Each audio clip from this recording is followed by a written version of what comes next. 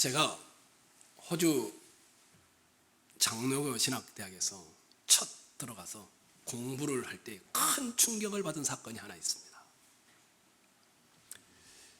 그 학교의 총장님이시고 구약을 가르치는 연세 드신 교수님이 강의를 하고 있을 때였습니다. 이제 갓 이 목사가 되겠다고 신학계에 들어온 1학년 학생이 크게 제 눈에 띄었습니다. 그 학생은 슬리퍼를 신고 있었습니다. 반바지와 반팔을 입고 있었습니다.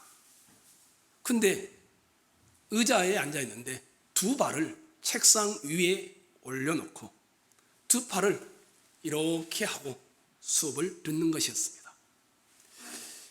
그 정도가 아니었습니다. 껌을 씹으면서 수업을 듣고 있었습니다. 굉장히 못마땅해 했습니다.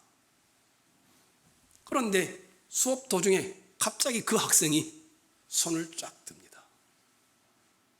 그리고는 교수님이고 총장님이신 강의하신 분을 향하여 말을 합니다. David, I do not agree with your thought.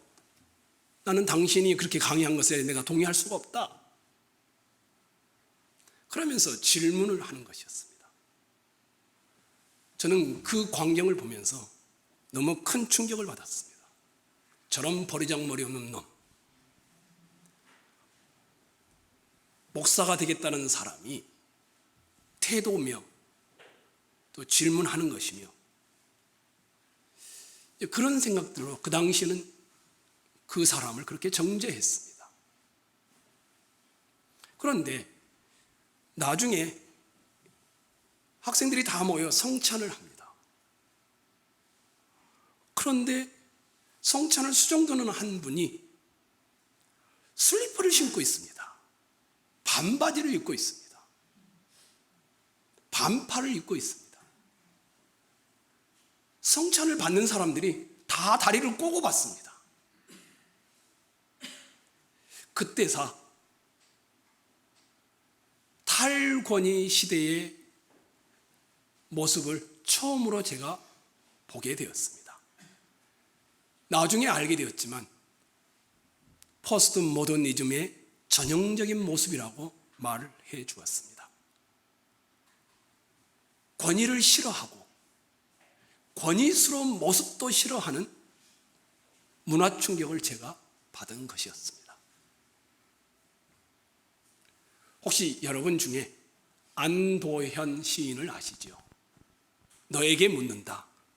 짧은 세 줄로 되어 있는 시입니다. 연탄재 함부로 발로 차지 마라. 너는 누구에게 한 번이라도 뜨거운 사람이었느냐. 이게 시입니다. 1970년대에 들어와서 구멍이 몇 개입니까? 연탄 구멍이? 혹시 아시는 분 계시나요? 19개입니다. 19개 뚫린 연탄이 가정의 에너지원으로 많이 사용되었습니다. 아마 여기 계신 분은 대부분 다 알 겁니다. 1990년대에 가스와 전기와 석유가 들어와서 그것을 대체할 때까지는 근 20년 동안 주택마다, 심지어는 식당마다 다 연탄을 사용했습니다. 그러다 보니 연탄을 사용하고 남은 연탄을 어떻게 됩니까? 길거리에 버리게 되어집니다. 지나가던가 어떤 사람이 무언가 화가 났을 때 화풀이할 것이 달리 없으면 어떻게 합니까? 사람들은 연탄을 발로 뻥 찹니다. 바람이 함께 불어오면 먼지가 날리죠. 그러면 주변에서 혀를 차면서 말을 합니다. 왜 연탄재를 차고 난리야? 먼지 날리면 사람한테도 해로울 텐데, 골목길도 지저분해질 텐데. 그때 그 시절을 이 안도현 시인은 떠올렸던 것입니다. 이글이글 한때 타올랐던 불덩어리 같은 사실을 떠올리면서 시대를 풍자한 내용이었습니다. 연탄이 제 몸을 불살라 내뿜는 열기로 사람들은 무엇을 했을까요? 허기진 가족의 배를 채우기 위해 밥을 지었습니다. 하루의 지친 몸을 달래기 위해 따뜻함을 제공해 주었습니다. 그 뜨거움 위에서 애틋한 사랑을 나누었고 견뎠습니다. 늙은 부모를 모셨고 소중한 아들, 딸들을 키웠었지요. 사랑도 열정도 헌신도 없이 살아가는 세대가 한때 인생을 불태웠던 기성세대를 발로 차버리는 꼴이다, 이렇게 보여집니다. 안도현 시인은 아마도 그렇게 말하고 싶은 겁니다. 그래서 마침표도 쉼표도 느낌표도 없는 석 줄짜리 시를 통해서 자신을 불태워 사회와 가정과 식구들을 따뜻하게 했던 부모 세대를 꼰대로 생각하며 차버리는 그 세대를 비꼬고 있는지도 모릅니다. 이 연탄재 차버리는 모습을 통하여 저는 탈권위의 시대의 모습을 또한 보게 되어집니다. 한때 타올랐던 그들을 인정하지 않고 차버리는, 무언가를 말하면 꼰대라고 치부해버리는 그런 시대가 오늘날의 시대입니다. 권위를 싫어합니다. 권위를 싫어하는 정도가 아닙니다. 권위를 부정합니다. 그리고 나 때는 말이야 꼰대라고 이미 마음을 다 닫아버렸습니다. 여러분과 저는 그런 시대에 지금 부모로서, 또 부모를 섬기는 자식으로서 살아가고 있지요. 이런 시대에 오늘 우리는 십계명이라는 말씀을 함께 읽고 받았습니다. 출애굽기를 오래간만에 다시 돌아오니까 여러분들에게 잠깐의 스토리를 요약해 주겠습니다. 혹시 기억하실까요? 이스라엘 백성이 애굽에서 나올 때 몇 가지 재앙을 일으켜서 나오게 됐죠? 네, 기억하시죠? 10가지 재앙이었습니다. 10가지 재앙을 통해 애굽의 노예였던, 종이었던 이스라엘 백성들을 바로의 손에서 꺼내어 나오게 됐습니다. 나오자마자 첫 번째로 직면하는 문제가 뭐였죠? 홍해였습니다. 하나님이 홍해를 갈랐습니다. 그리고는 이스라엘 백성들을 건져내어 건너게 하셨죠. 아니, 홍해를 건너고 나니까 이제 애굽에 바로의 군대는 없는데 또 무슨 문제가 닥치죠? 이게 마실 물이 없습니다. 또 뭐가 있었죠? 배가 고픈데 먹을 것이 없습니다. 하나님이 반석에서 물을 내시고 만나와 메추라기를 하늘에서 내려서 먹이셨습니다. 아니, 그걸로 족하면 좋은데 노인네들과 어린아이들이 힘이 들지 않습니까? 광야를 가니까 뒤에 쳐져 있는데 어떤 족속이 와서 이 노인네들과 어린아이들을 쳐버리죠? 아말렉 족속이 와서 어린아이가 또 노인들을 치는 것을 보고는 하나님이 모세를 통하여 그들을, 하나님이 모세가 산에 올라가 두 손을 들고 있으면 어떻게 됩니까? 이스라엘이 승리의 기운이 가까워집니다. 힘들어 손을 내리면 다시 아말렉이 전세가 유리해집니다. 결국 하나님께서 여호와 니시로 이기게 하셨죠. 그뿐이 아니었죠. 광야를 가니 낮에는 얼마나 덥겠습니까? 하나님이 뭘로 막아주시죠? 구름 기둥이었습니다. 밤에는 춥습니다. 기온차가 너무 많이 납니다. 오늘날 같으면 대부분이 다 감기에 걸릴 겁니다. 밤에는 어떻게 합니까? 불기둥으로 막아주었습니다. 이런 기적들의 연속이었습니다. 그래서 드디어 이들은 어느 산에 도착하게 됩니까? 시내산에 도착하게 되었습니다. 시내산에 도착한 이유는 하나님이 결혼식과 비슷한 언약을 그들과 맺기 위해서였습니다. 야, 내가 너희를 애굽에서 독수리의 날개로 얻어왔다. 왜 그랬는 줄 아느냐? 너희는 나의 특별한 아들, 딸들이다. 너희는 제사장 나라가 됐다. 거룩한 백성이다. 이렇게 그들을 부르면서 이야기합니다. 그리고는 하나님이 모세를 창꼭대기에 부르시죠. 하나님이 모세에게 말을 합니다. 내가 백성들을 모아라. 하나님이 강림하십니다. 중특의 사람들이 다 모여 있습니다. 얼마나 하나님의 강림이 무서웠는지 벌벌 떨 정도로 고개를 숙이고 있습니다.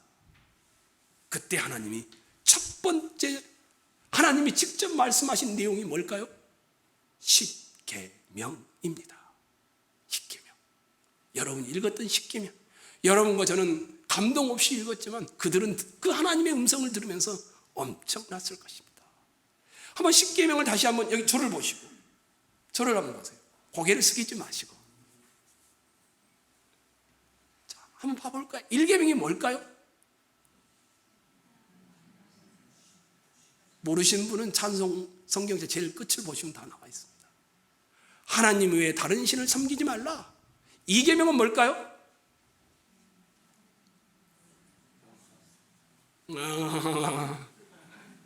의상을 만들지 말라. 3계명은 뭘까요? 여호와의 이름을. 4계명은 뭘까요? 안식일을 거룩히 지키라. 5계명은 뭘까요? 부모를 공경하라. 6계명은요?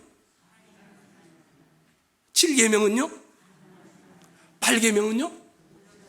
9계명은요? 이웃에게 거짓말하지 말라. 10계명은요? 이웃의 것을 탐내지 말라. 이런 계명을 주시는 것이었습니다. 지금 여러분은 주일에 예배를 드리기 위해서 여기에 나와 있습니다. 여러분은 하나님의 백성입니다. 여러분은 마치 영적 신의 산 앞에 서 있는 자들과 똑같습니다. 우리는 지금 십자가 앞에 서 있습니다. 여러분 중에는 10가지 재앙, 홍해가 갈라지는 기적, 반석에서 나오는 물, 하늘에서 떨어지는 만나와 메추라기, 이런 간증거리들이 있는 분들도 있을 것입니다. 특별한 체험을 하여서 지금 이 자리에 서 있는 사람도 있을 것입니다. 또한 어떤 사람들은 기막힌 간증거리들은 없지만 여러분들은 십자가를 믿고 지금 십자가 앞에 영적 신의 산에 서 있는 것입니다. 분명한 것은 우리는 신의 산 앞에 서 있다라는 것입니다. 십자가 앞에 서 있습니다. 죄와 사망의 자리로부터 구원을 얻은 자로, 회복된 자로 서 있습니다. 하나님의 형상대로 만들어가기 위해 영광 받기를 기뻐하시며 이 세상에 하나님의 목적하심과 복주심을 우리를 통하여 드러내기 위하여 우리를 신의 산에 부르신 것이었습니다. 여러분들에게 하나님이 십계명을 주신 겁니다. 이제 여러분은 십계명을 받습니다. 그렇다면 하나님은 십계명을 통하여 이 세상에 무엇을 주기를 원하셨을까요? 여러분 모두는 사회의 어떤 조직에 다 직위를 가지고 있지요. 사장님도 있을 것이고, 부장님도 있을 것이고, 과장님도 있을 것이고, 여러분들은 가정의 부모로 있죠. 자녀로 있죠. 여러분들은 어떤 분은 상사를 모시고 있기도 하고, 어떤 분은 부하 직원을 데리고 있기도 하겠죠. 어떤 분은 여러분은 아내이기도 하고 남편이기도 하겠죠.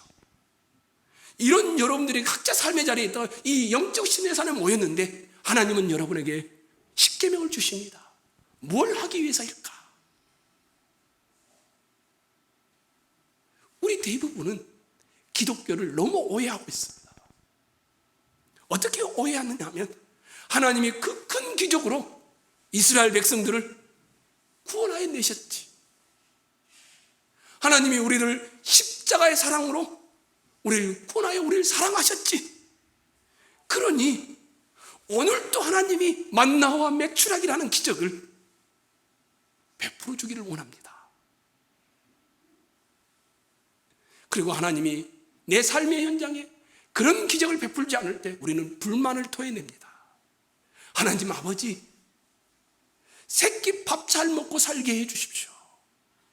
하나님 아버지, 우리 아들, 우리 아이 서울에 있는 좋은 대학에 보내주십시오.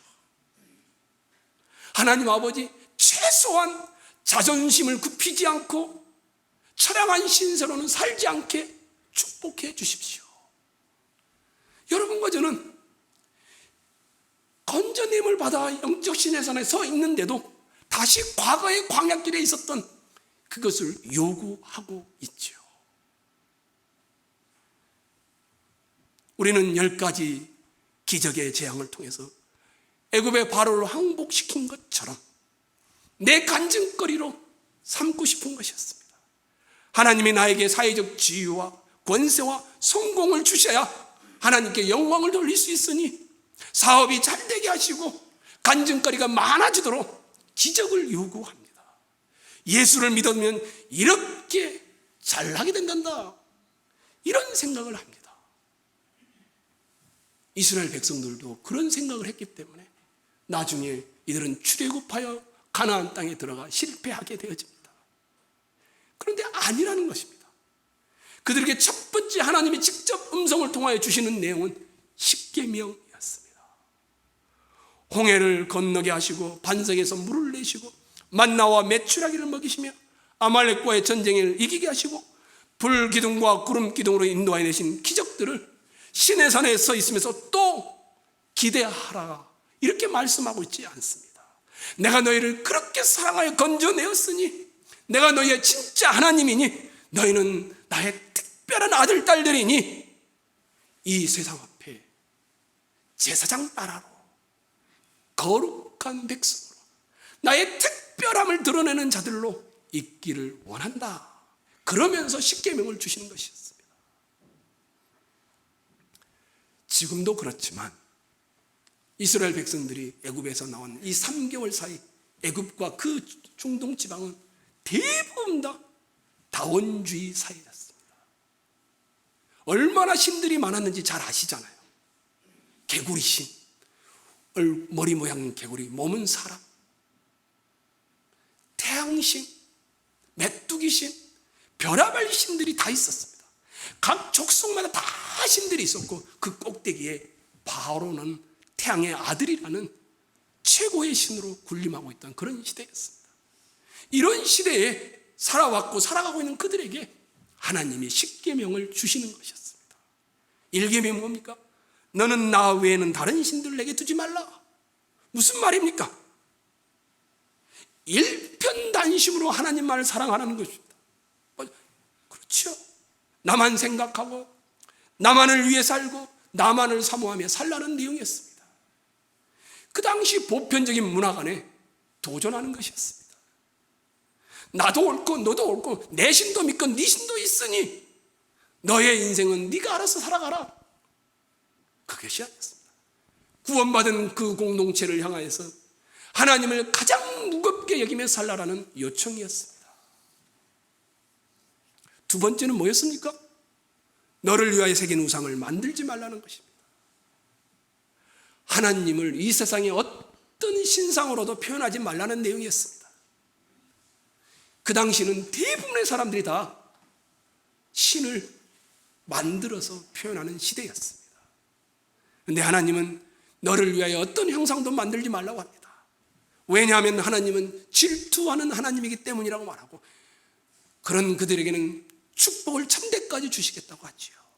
무슨 말일까요? 이렇게 말하는 겁니다. 하나님만을 사랑해라.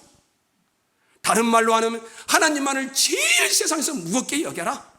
너 자신보다 하나님을 더 무겁게 여기는 자로 가라는 내용이었습니다. 세 번째는 뭐였죠? 너는 내 하나님 여호와 이름을 망령되게 부르지 말라.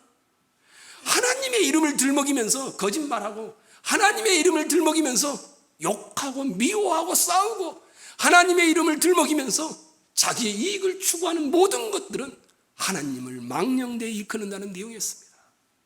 예배 시간에 하나님을 기꺼이 찬송하지만 삶의 자리에서 매일 다투는 사람은 하나님의 이름을 망령되게 일컫는 내용입니다. 그런 것을 하지 말라는 거예요.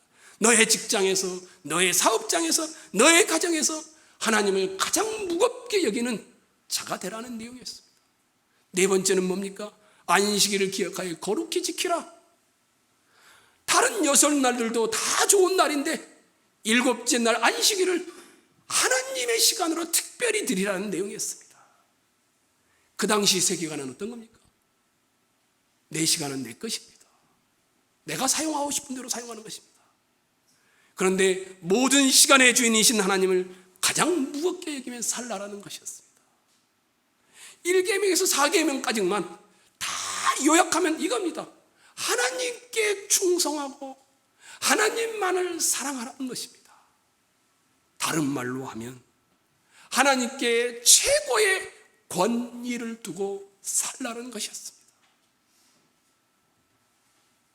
5계명의 10계명을 다 할까요? 아닙니다. 부모를 왜 공경하라고 했을까요? 여러분,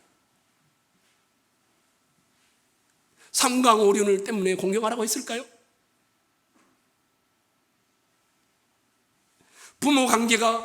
부모와 자식 간의 관계가 가장 기본적인 인간 관계이기 때문에 공경하라고 했을까요? 그 정도 수준이 아니었습니다.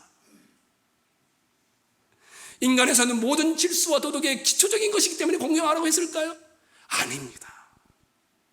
오늘날처럼 그 당시도 부모가 자식을 떠받들고 살던 세대였기 때문에 자식들에게 그나마 부모의 속을 알아주라고 해서 공경하라고 했을까요?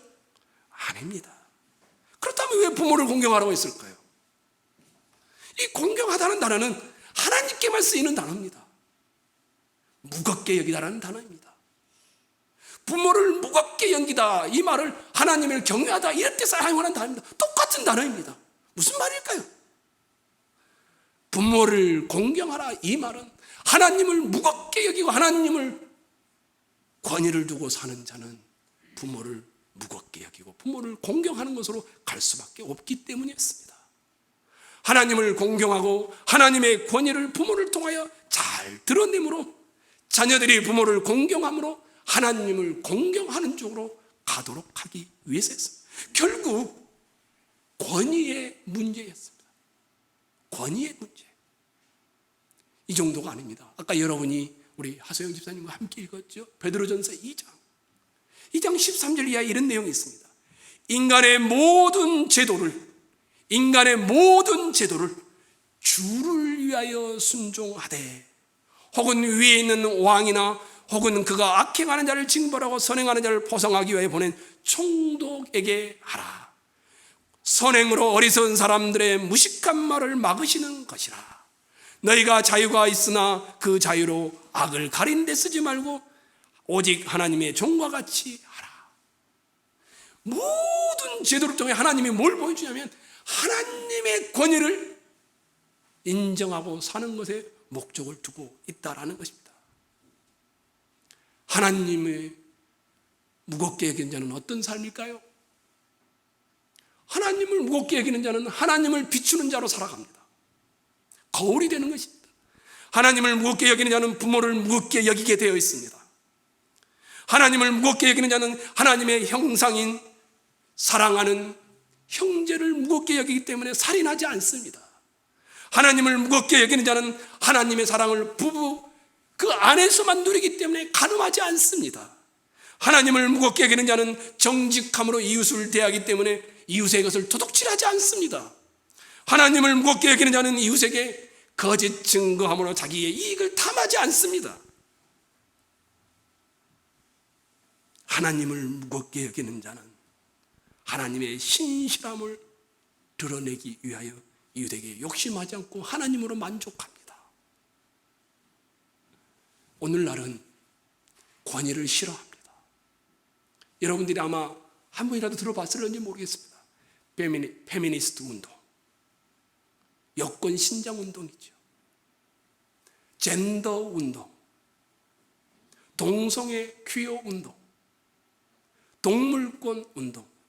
지금 우리나라는 이것이 가장 조금씩 활발해지고 있죠. 무슨 말입니까? 사람이 아닌 동물도 인권이 있다는 겁니다. 그래서 그 생명권을 지켜야 하고 고통당하지 않을 권리가 있고 학대당하지 않을 권리가 동물에게도 있다는 겁니다. 그래서 실험 도구나 유해 도구로 사용될 수 없다는 겁니다. 서양을 그대로 따라갑니다. 호주도 그랬습니다. 처음에는 여권 운동이 일어났습니다. 그 다음에는 젠더 운동이 일어납니다.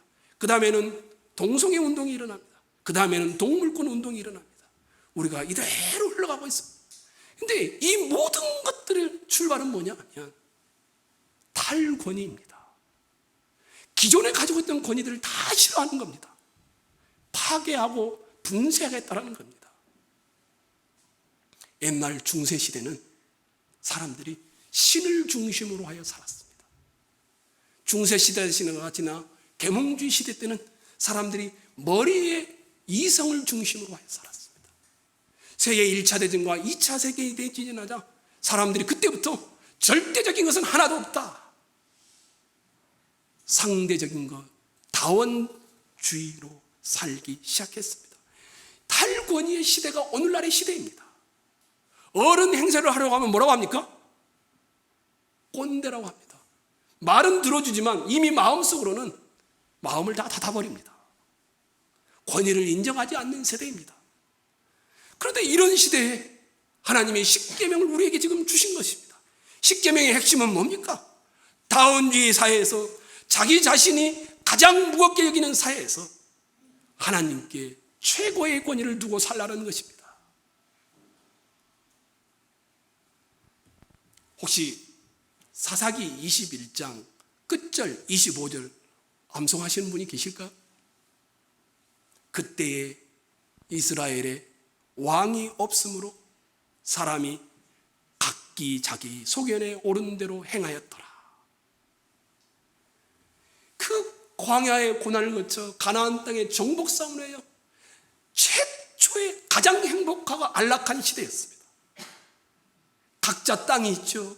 각자 집이 있죠. 자식들이 있죠. 가장 평화로운 행복한 시대였습니다. 그런데 그 시대가 어떤 시대인 줄 아십니까? 자기 나라, 자기 땅, 자기 재산, 행복한 환경과 조건 속에 살게 된 시대였는데, 그러다 보니까 사람들이 뭘 싫어하게 되냐면 권위를 싫어하는 겁니다.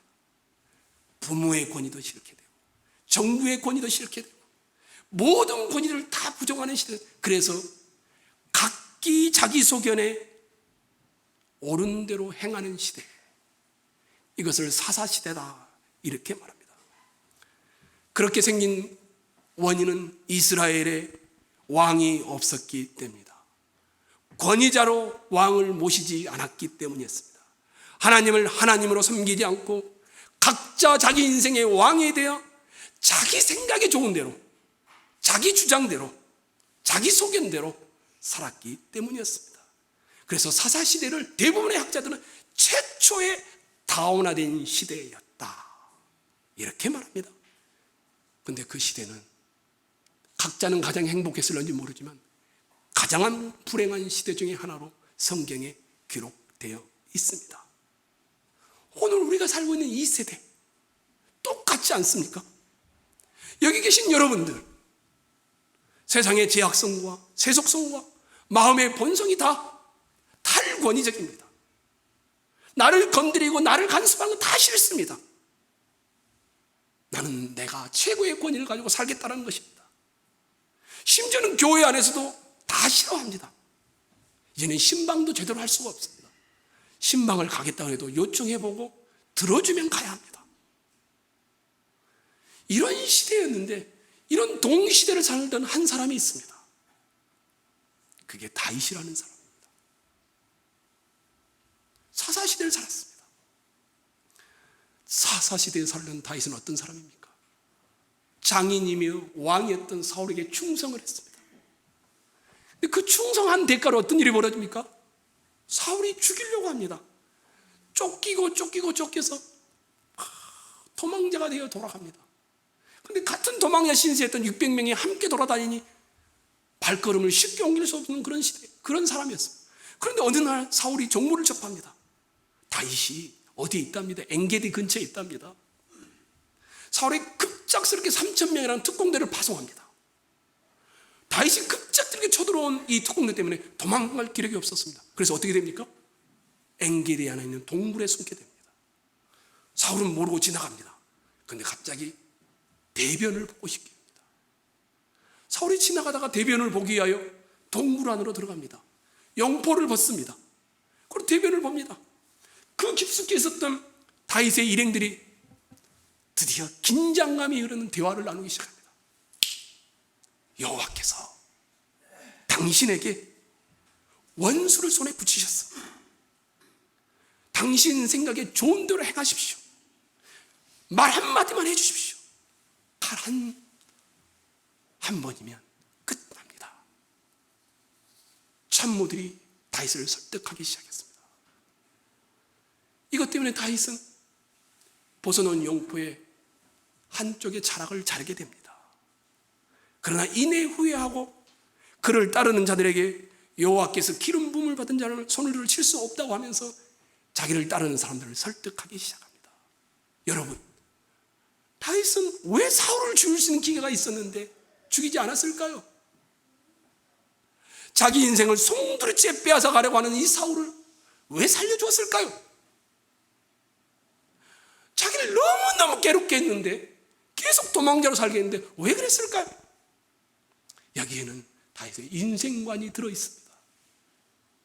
다윗의 인생관은 다윗이 이렇게 말을 합니다. 자기 사람들에게 이르되 내가 손을 들어 여호와의 기름 부음을 받은 내 주를 치는 것은 여호와께서 금하시는 것이니 그는 여호와의 기름 부음을 받은 자가 됨이니라.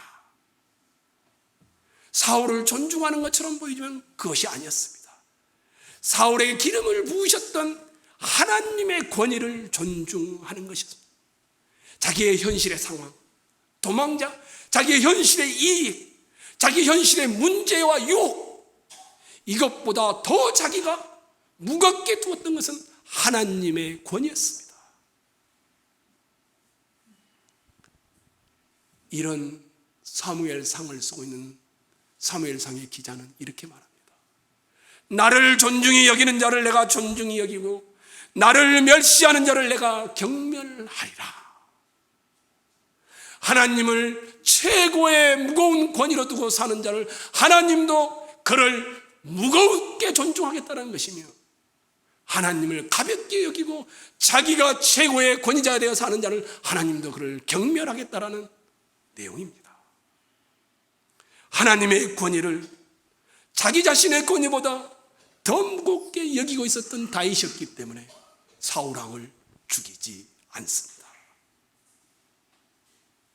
우리가 왜 부모를 공경합니까?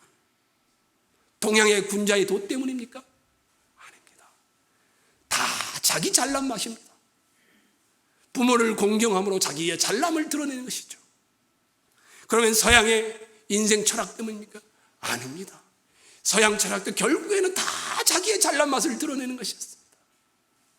우리는 왜 십계명을 지키며 삽니까? 너와 나는 다르고 우리는 잘났고 너희는 못났다는 걸 드러내기 위해서입니까? 우리의 인격은 고상하고 너희는 저질하다는 걸 드러내기 위해서입니까? 아닙니다. 우리가 왜 십계명을 받고 이 계명대로 살아야 합니까? 우리는 근본이 다릅니다. 왜 우리는 그렇게 합니까? 하나님께 내 인생에 최고의 권위를 두고 있기 때문입니다. 착하게 살자란 말이 아닙니다. 사랑하는 성도 여러분, 내 며느리는 성품이 달라. 내 시어머니는 정말 다른 것 같아. 내 아버지는 나의 아버지인데 존경할 만해. 내 어머니는 참 일반 어머니와 달라. 이 모든 것들의 출발은 성품에서 나옵니다. 그 성품은 누구에게 권위를 두고 있느냐의 문제에서 출발하는 것입니다. 어느 날 어느 율법사가 예수님께 와서 질문합니다. 선생님, 율법 중에 가장 으뜸되는 제일 되는 계명이 무엇입니까? 예수님이 대답하시죠. 뭐라고 합니까? 예수께서 이르시되 내 마음을 다하고 목숨을 다하고 뜻을 다하여 주 너의 하나님을 사랑하라 하셨으니 이것이 크고 첫째 되는 계명이요 둘째도 그와 같으니 내 이웃을 내 자신같이 사랑하라 하셨으니 이 두 계명이 온 율법과 선지자의 강령이니라. 십계명을 지킨다는 건 뭘 말하는 겁니까? 예수님이 말했습니다. 사랑하라는 것입니다. 하나님을 사랑하고 내 이웃을 내 몸처럼 사랑하는 겁니다. 하나님께 최고의 권위를 둔 사람은 어떤 모습으로 드러날까요? 나는 하나님께 권위를 두고 있어. 말은 아닙니다. 사랑으로 드러납니다. 하나님께 최고의 권위는 사랑입니다. 권위의 다른 비슷한 말은 사랑인 것입니다. 왜 우리가 이웃을 사랑합니까? 내 이웃은 경쟁자도 아니고 내 지체는 나와 싸워야 될 대상도 아니고 보복의 대상도 아닙니다. 내 필요를 동원하게 이용해야 될 대상도 아니고 수단도 아닙니다. 우리가 이웃을 사랑하는 이유는 하나님께 최고의 권위를 두고 있기 때문입니다. 그리고 하나님을 사랑한다는 고백이기 때문입니다. 그러면 우리는 이런 사랑을 어떻게 해야 할까요? 어떻게 하면 우리는 이런 사랑을 할까요? 삼강오륜을 따라서 부자 유친이고 이런 것을 따라 해야 될까요? 아닙니다. 요한복음에 보면 예수님이 이렇게 말합니다. 아버지께서 하라시는 일을 내가 하지 않은 것이 하나도 없습니다. 요한복음 17장에는 이렇게 말합니다. 아버지께서 내게 하라고 주신 일을 내가 이루어 아버지를 이 세상에서 영화롭게 하였사오니. 우리 예수님은 삶의 과정 중에 항상 아버지 하나님께 최고의 권위를 주었습니다. 이뿐이 아니었습니다. 예수님이 죽기 전에 겟세마네 동산에서 어떻게 기도합니까? 내 원대로 마옵시고 아버지의 뜻대로 되기를 원하나이다. 죽음 앞에 선 순간조차도 권위와 상황을 자기에게 두지 않습니다. 아버지의 뜻대로 되기를 원합니다. 십자가에서 어떻습니까? 사람들이, 별것도 아닌 사람들이, 벌레 같은 사람들이 내가 만일 하나님의 아들이어든 내려와 보라 모욕하고 비방합니다. 그런데 주님은 그 부끄러움을 십자가에서 참으셨더라고 히브리서 12장에 말을 합니다. 왜 그랬을까요? 아버지의 뜻을 이루기 위해서였습니다. 십자가에서 주님이 마지막에 하신 말씀이 뭡니까? 아버지여 다 이루었나이다. 우리 예수님은 삶의 자리에서도 아버지께 권위를 두고 사셨습니다. 우리 예수님은 고난을 당하는 중에도 아버지께 권위를 두고 살아가셨습니다. 십자가의 길을 가고 사랑할 때에도 아버지께 권위를 두고 사셨습니다. 우리 예수님은 꼰대 같은 종교 지도자들의 그들의 가르침은 다 거절하고 비판했지만 아버지 하나님의 권위에는 목숨을 드리면서 순종하며 살았던 순종하신 분이셨습니다. 여기 여러분과 저는 십계명을 받기 위하여 신의 산에 서 있는 이스라엘 백성과 똑같습니다. 우리는 구원받은 자로 하나님이 지금 십계명을 우리에게 주고 있는 겁니다. 십계명의 최고의 핵심은 너의 인생 직장에서, 너의 가정에서, 남편으로, 아내로서, 상사로, 부하로서, 사장으로서, 부하 직원으로서, 가정의 어머니로서, 일하는 일터에서 하나님께 최고의 권위를 준 자로 살라는 것입니다. 어떻게 해요? 사랑을 드러내는 것입니다. 어떻게 해요? 하나님의 사랑을 고난 중에도 드러내는 것입니다. 어떻게 해요? 죽는 순간에도 아버지께 권위를 두고 있으면 사랑을 통하여 드러내는 거예요. 아버지여 저들을 사하여 주옵소서. 우리가 십자가에 최고의 권위를 두는 이유는 하나님께 최고의 권위를 두었기 때문이고 그 십자가는 사랑이기 때문입니다. 여러분과 저의 삶의 자리에, 직장에서, 가정에서, 일터에서 내 이웃의 것을 빼앗고 짓밟는 자가 아니라 하나님의 최고의 권위를 두는 신앙 고백을 하는 자들로 사시기를 주의 이름으로 축원합니다.